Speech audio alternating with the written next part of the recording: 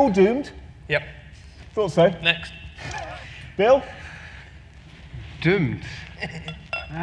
Doomed? A paper was published in 2017 that changed the world. And the city of Edinburgh really discovered a lot of machine learning and AI. And AI and machine learning really didn't go far overall.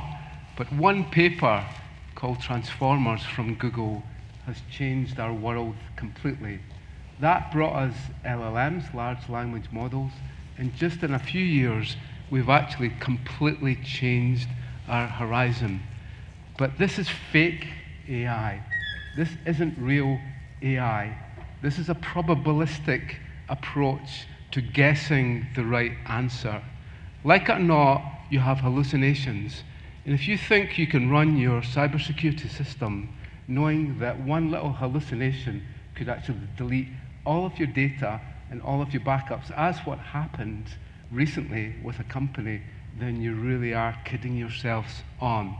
And it really worries me that CEOs and C-level executives think that Gen AI is the answer to replacing human intelligence. It isn't. It's a template, and it's a probabilistic approach, and it's based on the learning that the model has actually had.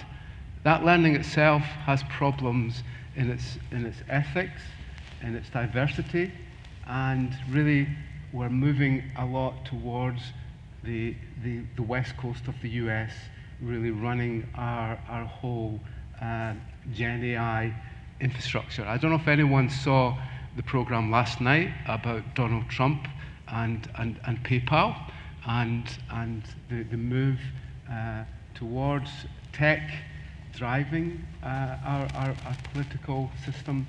It really is quite worrying overall. The power that is in the hands of just a few companies. And like it or not, it's UK SMEs and Scottish SMEs which actually pay for our taxes for our schools.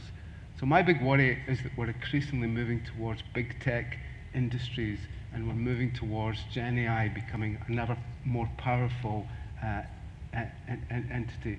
I worry from an education point of view that our kids are growing up and they're not going to be deep learning anymore. I worry from my students' point of view that they're going straight to Gen AI and producing a whole report without ever learning one little thing. And I can spot it a mile away, because at the current time, the citations are hallucinations. I can spot it easily because I just go to the citations now, and they look fine, but when I check them, they're completely wrong. That's how much checking a student is doing, that they can actually submit something without actually checking it. So I really worry for our society, generally, from an education point of view, and also from an innovation point of view. I think we're squeezing out our SMEs, and we're moving more towards these precious companies really dominating our market. Matt, in your work, where your organisation, 311 Institute, is working with some of these large companies, do you share some of these concerns? Are these things that you're voicing to them, or do you recognise these exist? So I share the concerns, but everything has two sides. So for example, when we have a look at, so last week I was at Google, and we were talking about the future of artificial intelligence that Google makes. We were talking about the future of work and the impact of AI on Google's own workforce, which was ironic. And then we're talking about the entire restructuring of Google because of AI. Now, when you have a look at the news headlines, we have kind of two futures ahead of us from an artificial intelligence perspective. You have autonomous killer robots, or should we say automated killer robots, and we have redundancies coming. Now, when we have a look at the future of work, basically, I can quote a variety of different numbers at you. 50, 70, 80, 99% of all jobs in the future will be automated by artificial intelligence, which means, should we just go home? Now, when we actually have a look at the future of work, for example, consider this. Now, on the one hand, basically, we are actually automating out some of the junior level roles, basically, within organizations, like, for example, Microsoft, McKinsey, PwC, and so on and so forth, even Google. However, you are the most powerful versions of yourselves that have ever lived, because the only things that you all have access to, including your children, including your students, is access to all of the world's knowledge, access to all of the world's skills. As artificial intelligence automates skills like legal work, like software development, like art development, like music development, you have access to those skills, even though you've never actually been taught them or learned them. You have access to a global marketplace of over 4.5 billion connected people, and at the end of a wire, basically, when we have a look at hallucinations, GPT-5 hallucinates about 5% of the time. Increasingly, you have access to levels of intelligence across multi-domains, basically, that you would never, ever have had. So when we talk about the future of artificial intelligence and its role in education, I do a lot of work with all sorts of different government departments around the world, including the DOE. When you have students that are lazy, and when you have individuals that are lazy and decide to get artificial intelligence to do their coursework or their work for them, you lose about 40% of your critical thinking skills. You lose about 30% of your metacognition skills. However, if you do your work in the way that you normally would as a human, if your children, you do their coursework, learn in traditional ways, but then augment their learning with artificial intelligence, then we've been able to accelerate people's learning 12-fold. We've been able to retain knowledge 70% better than ever before. A simple example of this is this. Consider the student that uses artificial intelligence to write a thesis for them. They've learned nothing. However, the student that writes their own thesis, does their own research in the traditional way, that's fine. But when they then start using artificial intelligence to review that particular thesis and say, what are the things that I've missed? What other perspectives could I have used? How could I have mastered this subject in new ways? They excel. In the UK, the US, Latin America, Europe. But you don't think they're going to ask those questions of an AI? No. To say, what did I miss? No, but this is, yeah. So what we've seen is we've seen an improvement of grades by 20 to 30%. But I always argue, it's not necessarily about the AI that you are using, it's about how you use the AI.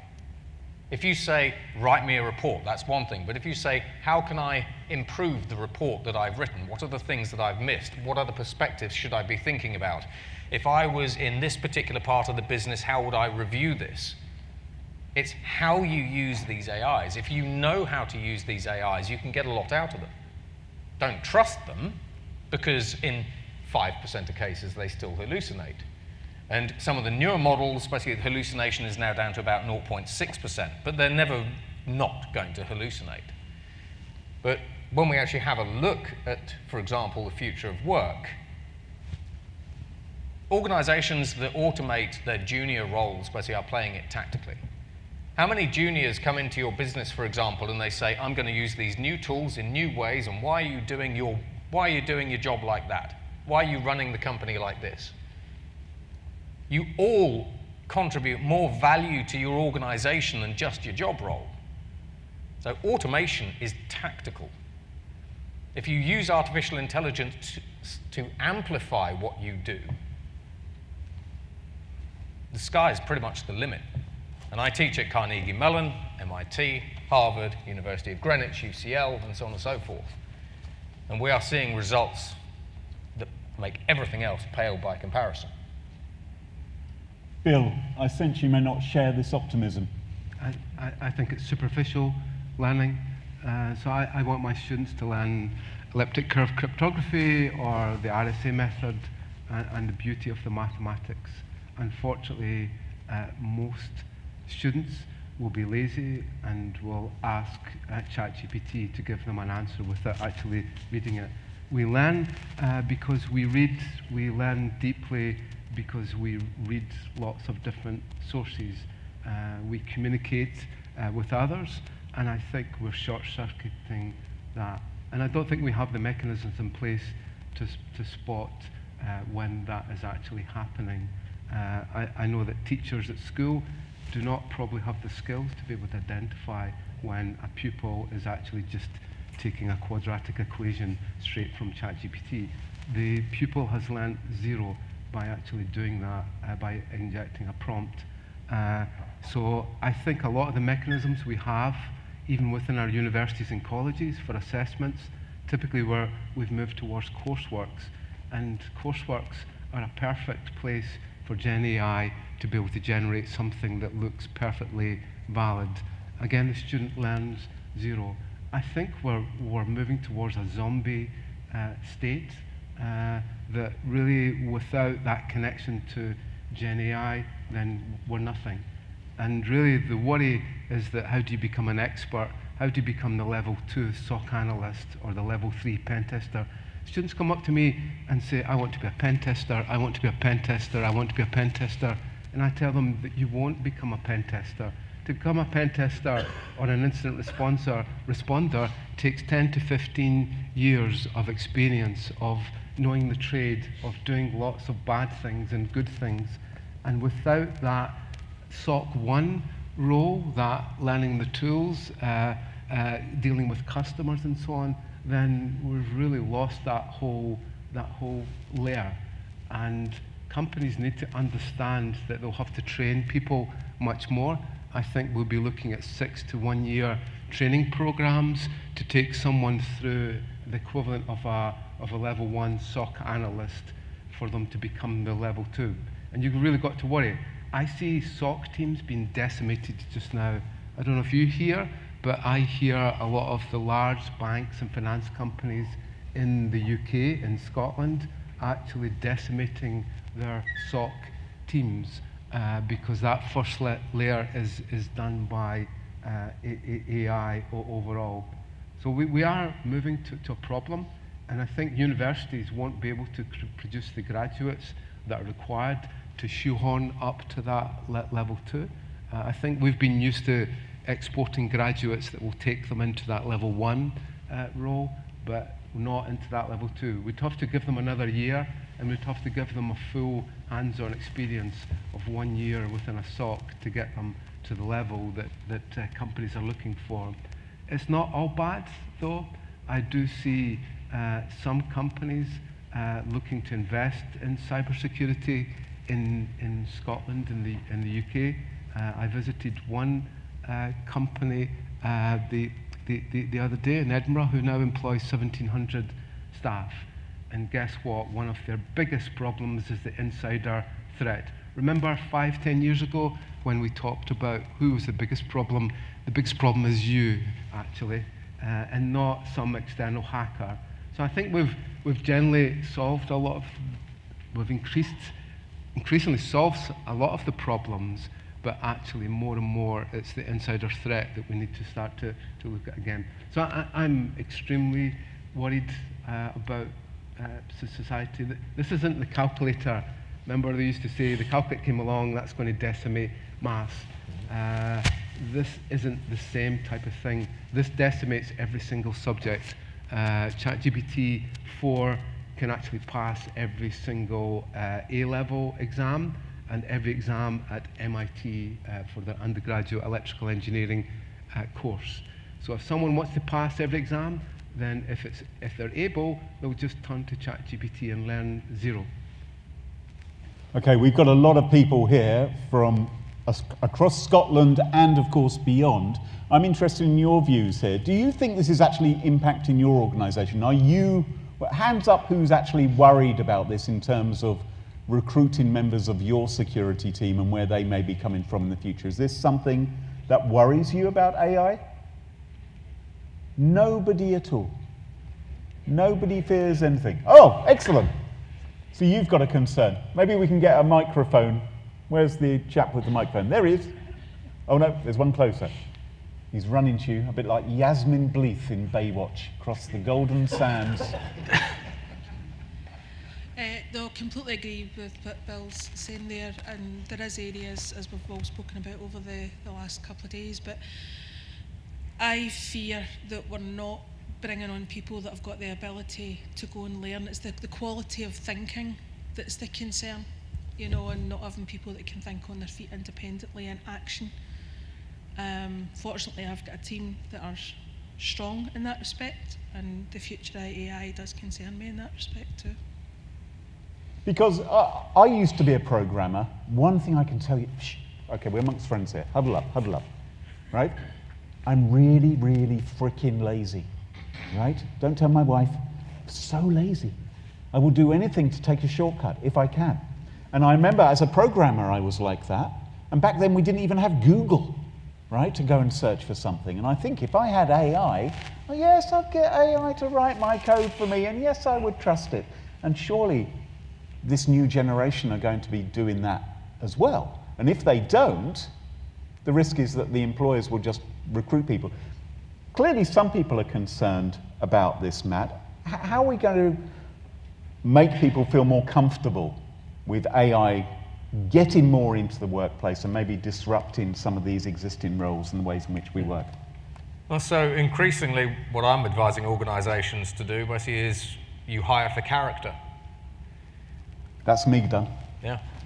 And the reason for that is when we have a look at how AI is automating skills, AI is automating technical skills, specifically technical skills, which are now have a half-life of about 2.5 years compared to a half-life of 5 years for non-technical skills. AI is automating technical skills 66% faster today than it was 5 years ago. Now, the reason why AI is automating technical skills faster today than ever before is because look at the companies that are actually developing it. Do you think basically that Google is not going to benefit from robo-programmers?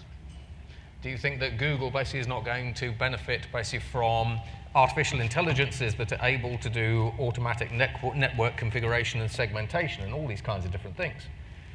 So what we're actually seeing is we're seeing AI automate hard skills faster than ever before.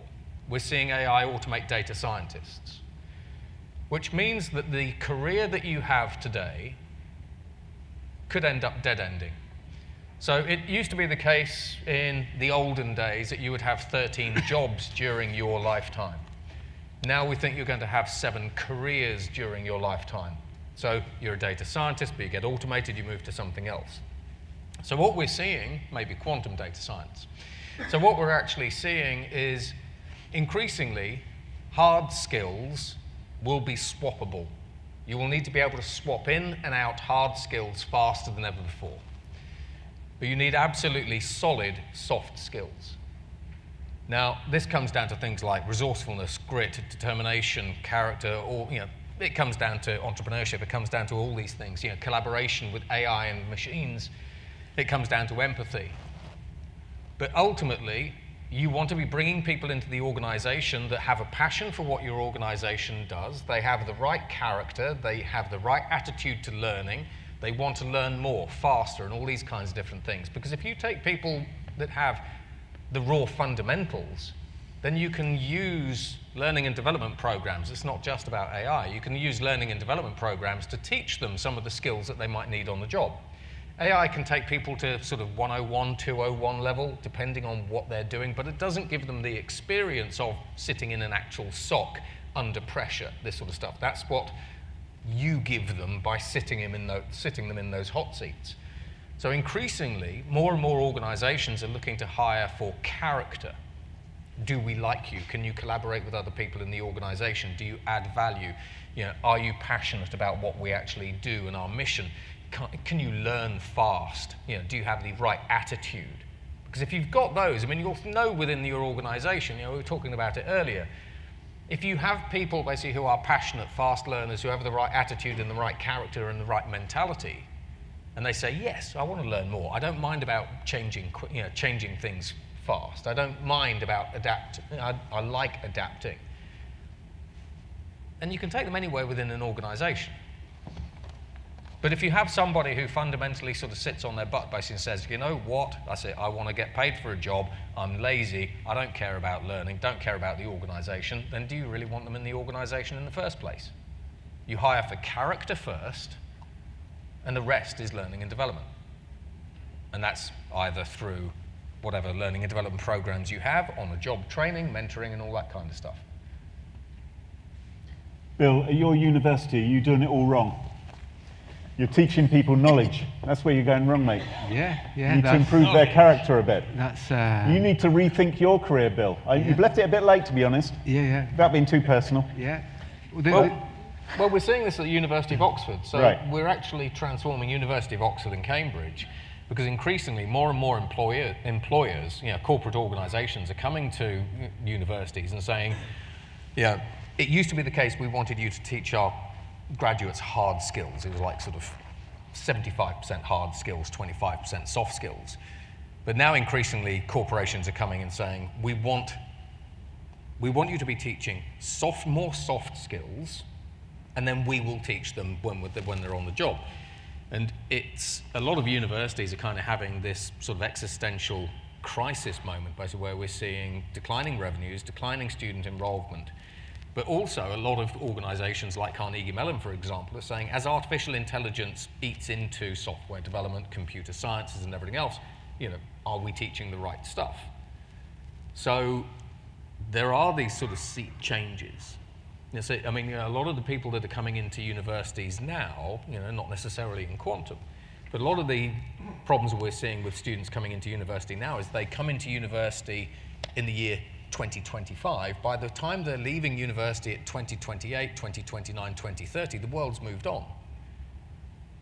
So increasingly a lot of universities are struggling on how do they actually adapt basically to a world that is changing faster than ever before, whether that's from a technology perspective, a political perspective, a business perspective. When we have a look at Oxford SAID, for example, we're already at the point where we're using AI to start micro businesses.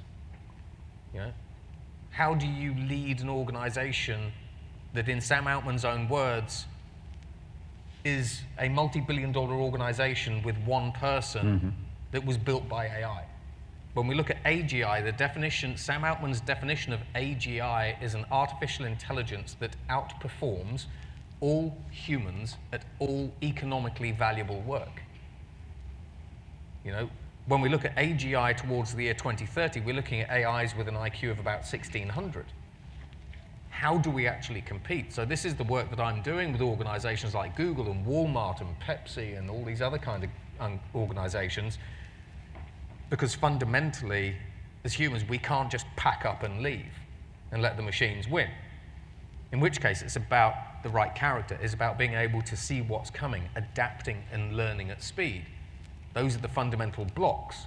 If you can adapt and learn at speed, then what changes is just, what do I teach you? How long are those companies going to keep listening to you, Matt, rather than speak to this AI with an IQ of 1,600? Ages, because basically I've nobbled the AI. I know how to do that. Bill, what do you think of all this? I can't help feeling that once I've entered my next career path, because apparently we're going to have lots and lots of different careers in the future, which is a commonly held view, that after I've stopped being a podcast host and chair of NISC Fireside Chats, I'll become an HR director, and of course I'll be dealing with these thousands of CVs coming in, trying to determine who's got the best character. You know what I'm going to do, where I'm going to funnel all those CVs into to get a quick answer as to who's got the best character. I'm going to use an AI.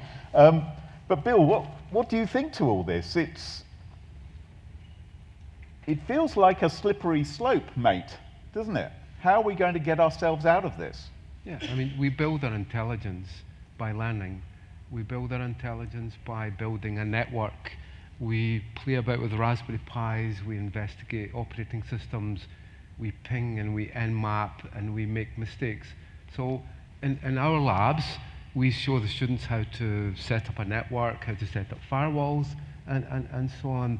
And most of the time, they will not get that correct. They learn debug skills. It doesn't automatically work.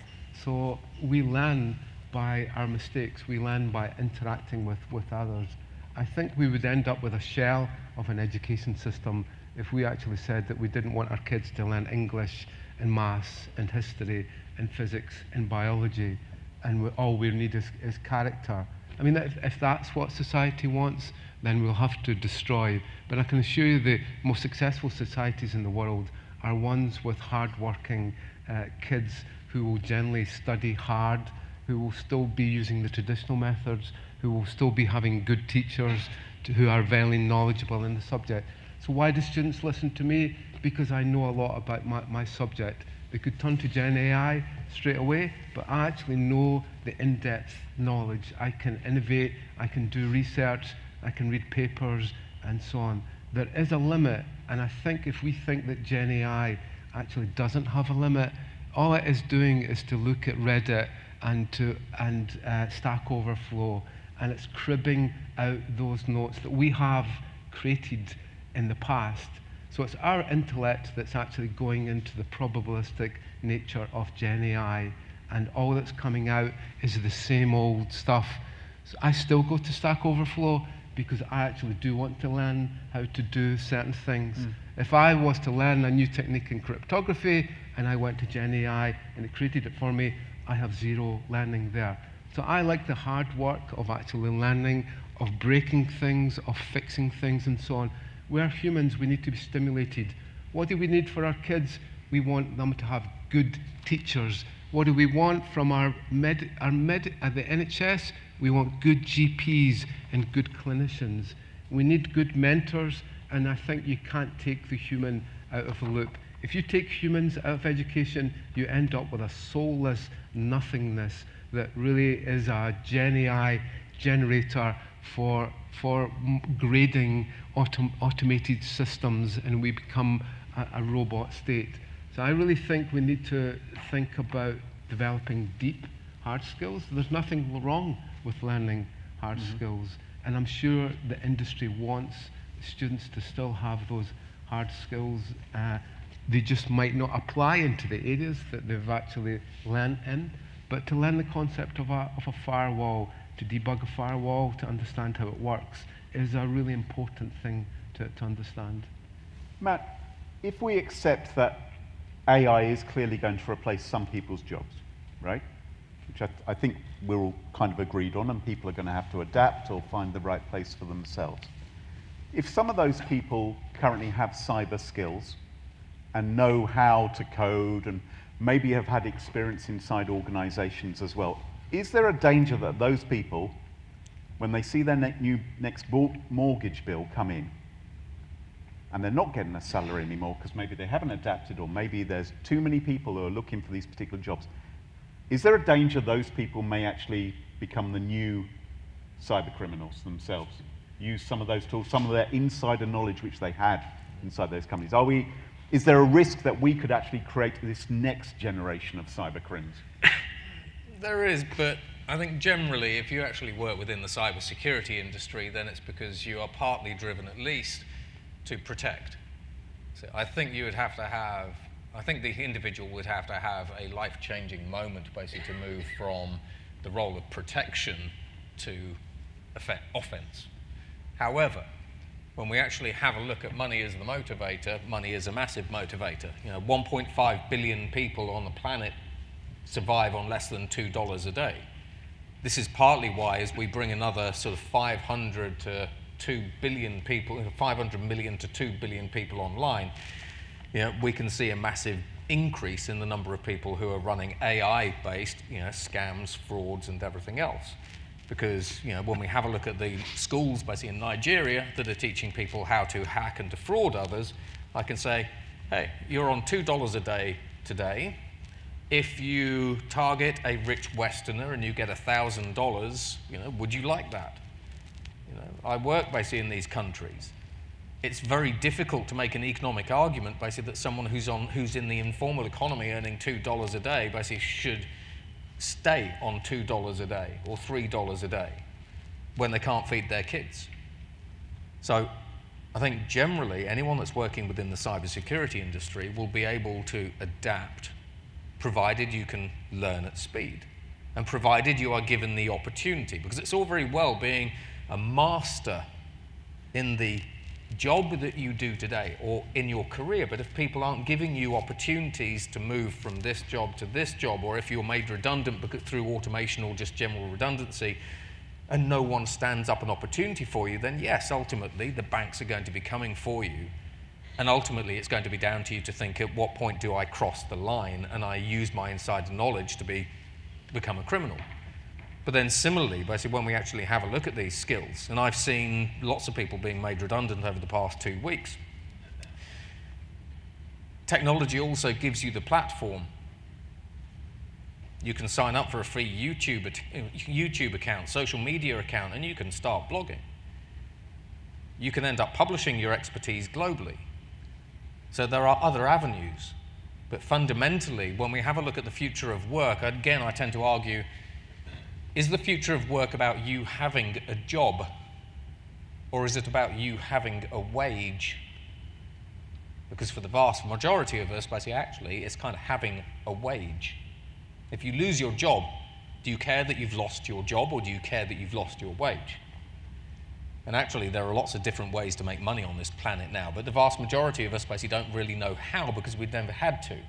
So when we've seen the great things like the Great Recessions, basically in 2008, 2009, when there were lots of different redundancies going around, the one thing that we actually saw a massive increase is the number of people who were made redundant, couldn't find another job, and 100 million people around the world started new businesses. We are generally more resilient as people, basically, than many people give us recognition for. Mm-hmm. But ultimately, something very bad has got to happen, basically, when we actually start questioning our moral character. So I don't think so.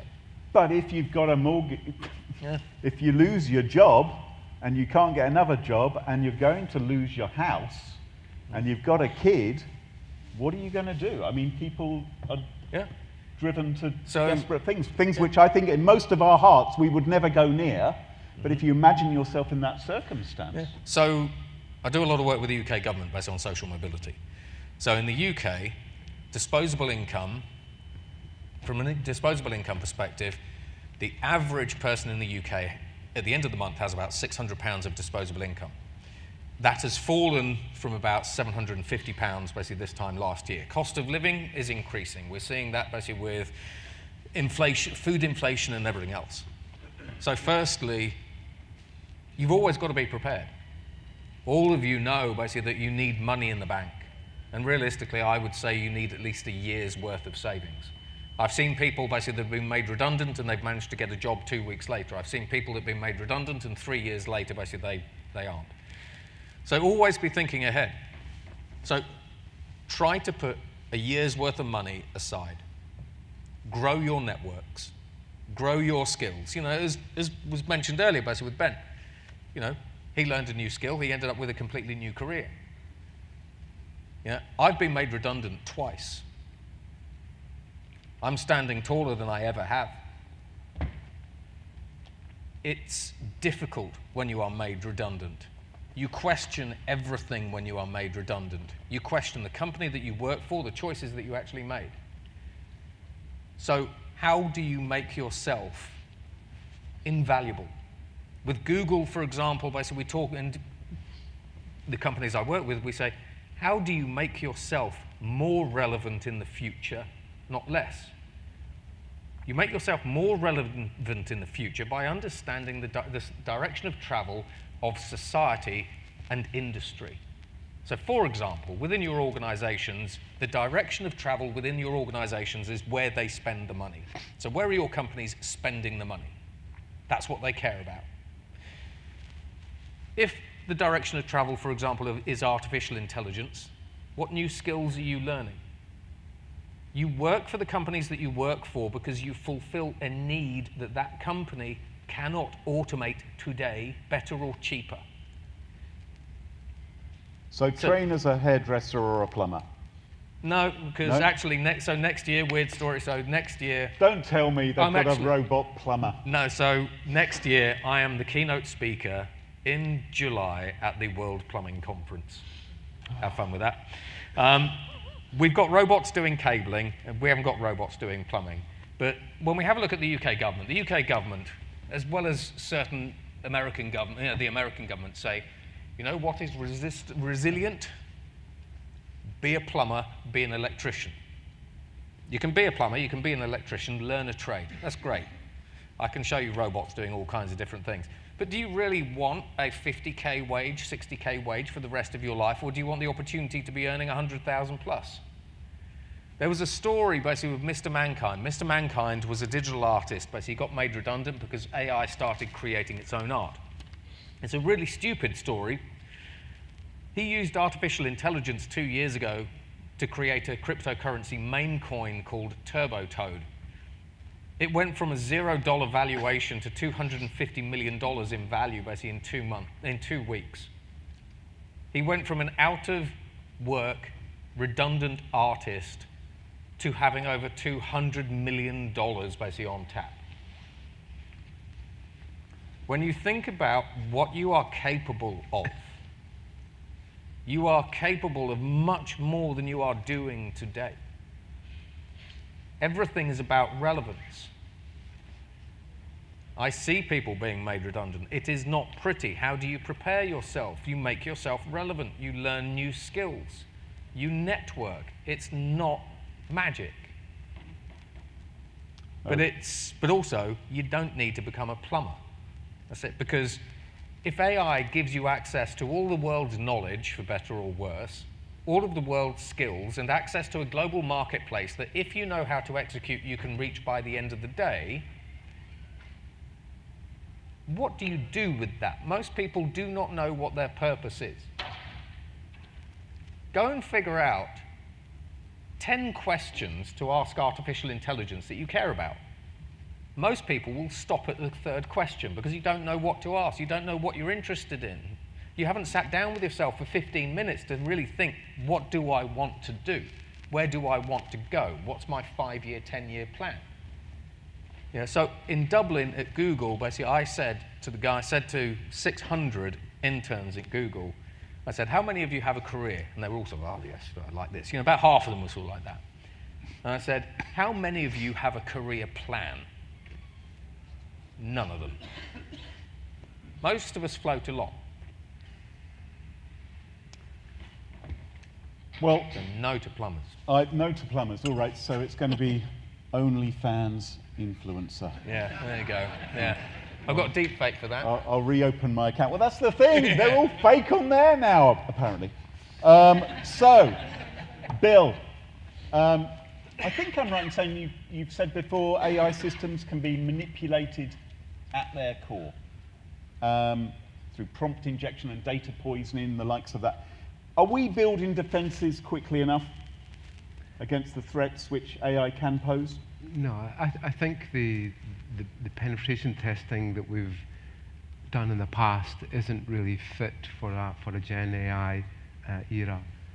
If we move towards agentic AI, then we're actually starting to see agents that can actually do actions such as access your credit card, can access your private key, and can pretend to be you. So I don't think we really are understanding agentic AI at all. We're hardly understanding Gen AI, but now that we can actually create a whole Zoom meeting. So the CEO of Zoom reckons that within 5 years, we'll all be sending our avatars to a Zoom meeting, and no one would actually know the difference between you and your avatar. So I think generally we don't really understand that action bit, because that's when they become really ever powerful, when they're actually doing things, they're actually booking things for us, they're setting up meetings, they're really we're defining what they should do. And remember HAL in 2001? HAL didn't let Dave back into the spaceship. Sorry to bring 2001 back into this, but actually there's a lot of learning to be made from 2001. HAL didn't let Dave back into the spaceship because HAL had a mission to take the spaceship to Jupiter. And HAL and Dave was actually going to do something that would actually stop that from happening. So what did the AI do? It decided to kill Dave, because it had a mission. So we've got to be thinking about kill switch architectures. There is a job in OpenAI, if anybody wants it, for a kill switch engineer. Remember WannaCry? We were so lucky with WannaCry. We got away with murder with that because somebody somewhere managed to find the back door into that ransomware and disabled it through a DNS backdoor. It was a bit dodgy that the person who found it actually was able to find it, but let's not go there. So I think we need to be understanding kill switches within our AI, because if your Gen AI starts to delete all the files, actually do things bad, then there must be a point where you pull the plug. And in the future, you won't be able to pull the plug because Gen AI will be able to move wherever it wants. So we really need to watch for sandbox escapes.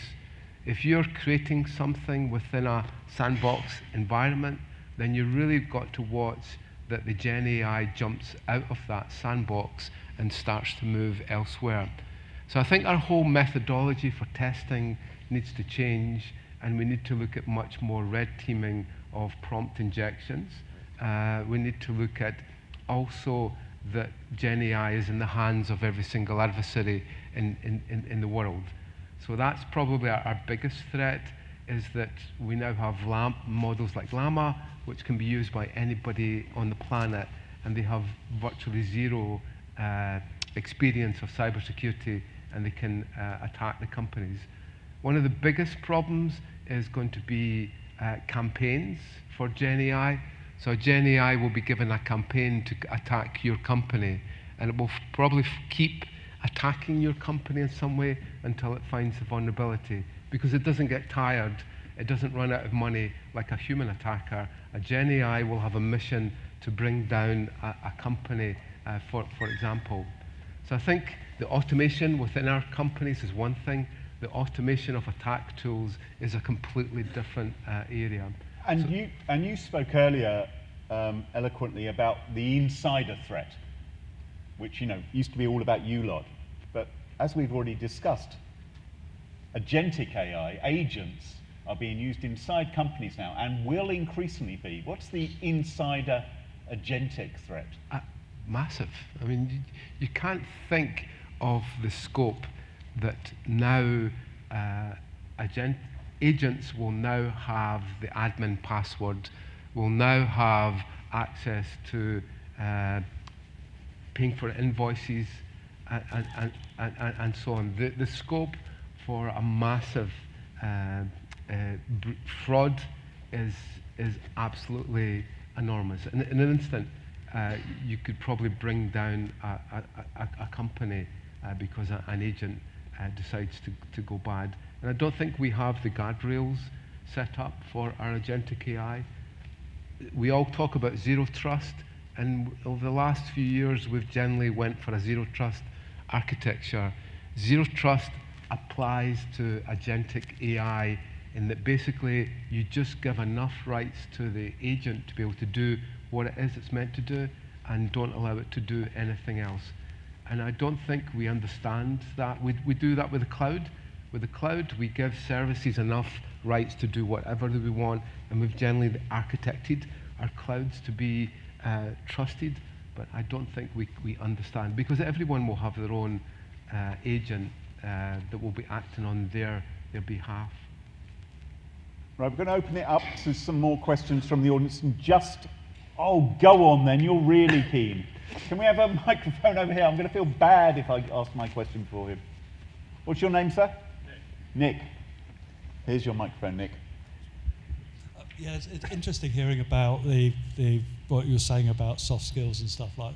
I think for young starters moving into companies, I think that's quite applicable. And we look for people who are malleable, so they can move around the organisation. But I think that when you get to a certain point in your career, then you become hard-coded into that role, and those skills aren't transferable. And I think that, and you end up in conferences like this. But I think on the agentic side, I think you've got to treat non-human IDs as you would any other staff member, and it is all to do with role-based access control. You limit the amount of access, and you limit the exposure to risks. I guess it's not so much for a question; it's more of a statement of fact. I mean, one area that we haven't really done as an industry is what's called attribute-based policies. So an attribute-based policy is that you can only do this action in this place at this time. And I think as an industry, we need to start to be thinking much more about running things in secure enclaves. So the way that you can protect your data is to set up a secure enclave where the data transfers can actually happen. So much more we need to actually understand how we define the policies for agents to run. And I don't think role-based security is necessarily the answer. It's part of the answer. I think it's much more about that this agent should not run in Russia, or it should not run at the weekends. So I think we need to define new types of policies that will lock our agents down. Well, there's also a move basically from, so with companies like Visa, we're talking about a move from authentication to intention analysis. So when we have a look, for example, at agents, it was discussed a little bit earlier, what happens basically when, for example, when we have a look at agents, basically we don't have the proper governance in place. We don't have security locked down. We don't know basically what they're going to be able to get up to. We are, in some cases, giving them the key basically to the kingdom, et cetera, et cetera. That's the danger. And they are malleable. We can change their behaviors, basically, et cetera. But maybe when we have a look at governance for agents, not saying this is it, but maybe when we have a look at governance for agents, we talk more about basically intent analysis. So if an agent crosses this process line, and this process line, then it shouldn't be doing that. So a little bit like, earlier basically that was discussed, if someone asks for the password and they've dropped their phone down the toilet and their laptop's broken, if you have that kind of critical process flow that just looks odd and suspicious, then in that case, the intention of that individual is to deceive the company and do something. So maybe we move from giving agents IDs, which is what Okta is talking about, and I think we probably do need to treat them to a degree like we do employees, but increasingly, a lot of the organizations I'm working with, there is this word intent creeping in to governance and security. But there are a lot of places where we don't have the answers yet, because it's all new. So, Mark from South Yorkshire Police. Quite interested in the discussion earlier about junior roles, and also what Bill was saying around this is where people come into a company, they learn those soft skills, they learn how to function as part of a large organisation. If you're going to automate out all of those junior roles, how do people get into work? Are we not at risk of having a generation that has no entry point into business? It's bad enough at the moment where you need 10 years skill in something that came about 5 years ago to get a senior role, but if you eliminate the junior roles, how do people get into a job? How do they actually learn those skills to then move up to a senior role? I understand what you said, Matt, about those skills and transferable, and people that are in business, learn new things and get on those treadmill. Yeah. But you come straight out of university, if there's no job for you, the only option you have is the Nigerian route, and you're trying to hack people. What is the answer to that? Yeah. So, no, it's a great question. So, increasingly, what I'm encouraging organizations like Google to do basically is think not necessarily about the job that junior individuals do within an organization, which is generally tactical, because they are there to do data entry, they are there to get the coffee or whatever it happens to be. The junior roles are generally tactical because they don't have the experience, the skill sets within the organization, so they're starting out. By changing our view of what junior individuals bring to an organization, from the job that they do to the value that they give to the organization and to the culture of the organization and to others in the organization, that seems to be a better place to go. So, for example, an example of this is you bring someone in from university into a junior role that you could automate. So you automate part of that role and you get them to do things that can't be automated. So maybe you give them higher order skills and higher order functions to do. But when juniors are coming into an organization, they are the people that are much more likely to say, why are you using these tools? Why are you working like that? You know, if it was down to me, I would be doing this differently. They're the people that actually help change the organization. So one of my clients is Babcock. So with Babcock, you know, the traditional management hierarchy is that you as senior leaders mentor everyone below you. You know, you will say, as a senior leader, this is what we do, and this is how we've always done it. So when we look at things like reverse mentoring, basically where the junior employees say, okay, I understand that as a senior leader, this is how you've always run the business. For the past 40 years, this is what you've always done.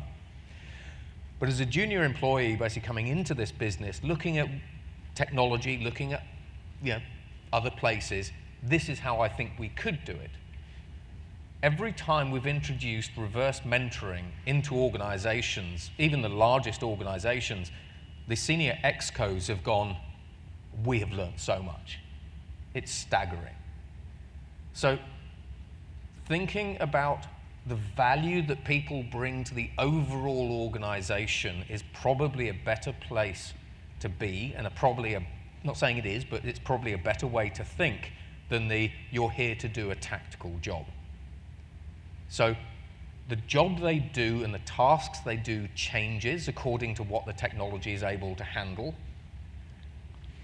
But the value that they bring into the organization is much, much more of a priority for the organization than it used to be. And it's a difficult culture change. We don't really know basically if it actually works. But from what we've seen, what we've done, it does actually seem to work. Matt, I must be so much more cynical than you. I like cynics. Because I just think, when I think of some of these billionaires running their humongous companies, I don't feel like they give a damn about their culture inside their organization. I think they care about how much money they have in their pockets and whether they can get a new rocket to put their girlfriend into orbit rather than anything else. You know, it's... Well, this is the thing, you're right though, but this comes down to the culture of the organization. So every single organization that you work for basically has an automation policy, right? Automation projects across the whole company. How many of you have projects that amplify your individuals or whatever it happens to be? It comes down to the culture of the organization. If I as a CEO say, I want to automate the entire organization, and there's a company called Bridgewater. Bridgewater basically has $160 billion under asset. They want to automate all of their staff, 1,500 staff. If you have a CEO or a leadership team that says, we want to automate everybody, we've heard the arguments for and against and sod it, we just want a fully autonomous organization. Guess what? We can do that. Uber could be a fully autonomous organization. But ultimately, if you're working for leaders that value people, then we'll find a way basically to grow people. So for example, in Google recently made 3,000 people redundant because they did the traditional, we've automated software developers, so out they go.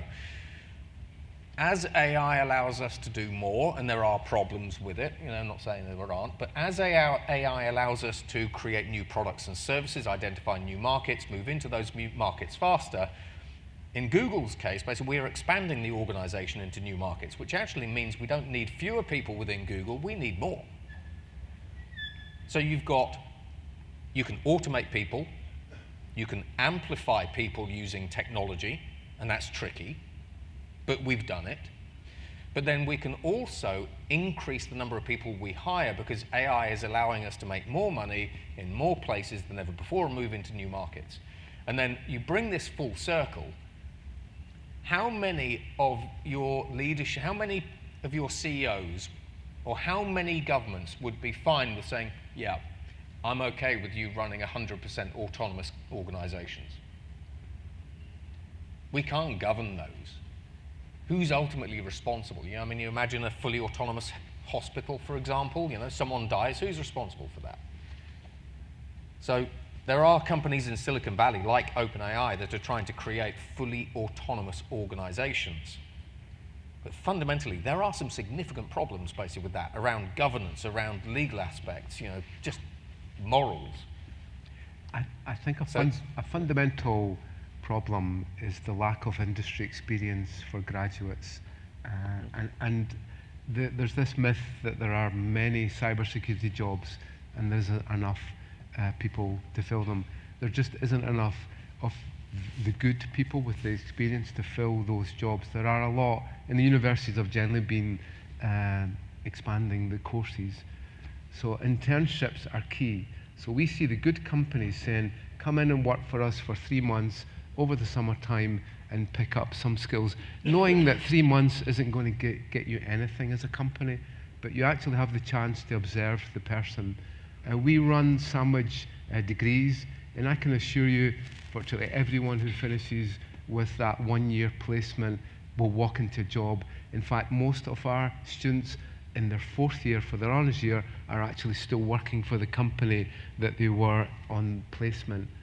So I think if graduates don't have that industry experience, in some way they will really struggle to get a job because there are going to be an increasingly number of CVs provided saying that they do X, Y, and Z without actually having that experience.